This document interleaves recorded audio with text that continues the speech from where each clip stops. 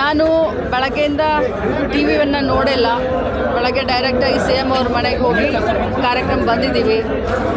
ಯಾರೇ ತಪ್ಪಿತಸ್ಥರು ಇರಲಿ, ಯಾರೇ ಈ ರೀತಿ ಏನಾದರೂ ಮಾಡಿದ ನಿಜ ಆಗಿದ್ದರೆ ಕಾನೂನು ಪ್ರಕಾರ ಕ್ರಮವನ್ನು ಖಂಡಿತವಾಗ್ಲೂ ನಮ್ಮ ಸರ್ಕಾರ ತೆಗೆದುಕೊಳ್ಳುತ್ತೆ.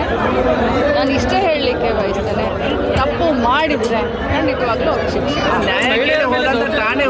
ನ್ಯಾಯ ಕೇಳಿ ಅಧಿಕಾರಿಗಳು, ಪೊಲೀಸ್ ಅಧಿಕಾರಿಗಳು ನೋಡಿ, ಒಬ್ಬ ಮಹಿಳಾ ಮತ್ತು ಮಕ್ಕಳ ಕಲ್ಯಾಣ ಸಚಿವೆಯಾಗಿ ಹೇಳ್ತೀನಿ, ಏನಾದರೂ ಮಹಿಳೆಯರ ಮೇಲೆ ದೌರ್ಜನ್ಯ ಎಸಗಿದ್ರೆ, ಅವ್ರು ತಪ್ಪು ಮಾಡಿದ್ರೆ ಖಂಡಿತವಾಗ್ಲೂ ನಿರ್ದಾಕ್ಷಿಣ್ಯವಾಗಿ ಅವರೆಷ್ಟೇ ದೊಡ್ಡ ಅಂತ ಇದ್ದಂಥ ಅಧಿಕಾರಿಗಳಿದ್ರೂ ಕೂಡ ಅವ್ರ ಮೇಲೆ ಕ್ರಮ ಆಗುತ್ತೆ. ನಾನು ಬೆಳಗ್ಗೆಯಿಂದ ಟಿ ವಿಯನ್ನು ನೋಡಿಲ್ಲ. ಬೆಳಗ್ಗೆ ಡೈರೆಕ್ಟಾಗಿ ಸಿ ಎಮ್ ಅವ್ರ ಮನೆಗೆ ಹೋಗಿ ಕಾರ್ಯಕ್ರಮ ಬಂದಿದ್ದೀವಿ. ಯಾರೇ ತಪ್ಪಿತಸ್ಥರು ಇರಲಿ, ಯಾರೇ ಈ ರೀತಿ ಏನಾದರೂ ಮಾಡಿದ ನಿಜ ಆಗಿದ್ದರೆ ಕಾನೂನು ಪ್ರಕಾರ ಕ್ರಮವನ್ನು ಖಂಡಿತವಾಗ್ಲೂ ನಮ್ಮ ಸರ್ಕಾರ ತೆಗೆದುಕೊಳ್ಳುತ್ತೆ. ನಾನು ಇಷ್ಟೇ ಹೇಳಲಿಕ್ಕೆ ಬಯಸ್ತೇನೆ, ತಪ್ಪು ಮಾಡಿದರೆ ಖಂಡಿತವಾಗ್ಲೂ ಅವ್ರಿಗೆ ಶಿಕ್ಷೆ.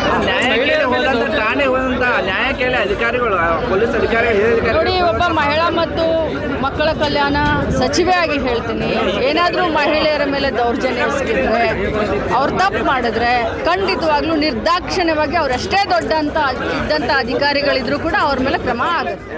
ಲೇಟೆಸ್ಟ್ ಹಾಗೂ ಇಂಟ್ರೆಸ್ಟಿಂಗ್ ಸುದ್ದಿಗಳಿಗಾಗಿ ಬಾಸ್ ಟಿವಿ ಕನ್ನಡ ಚಾನೆಲ್ನ ಸಬ್ಸ್ಕ್ರೈಬ್ ಮಾಡಿ.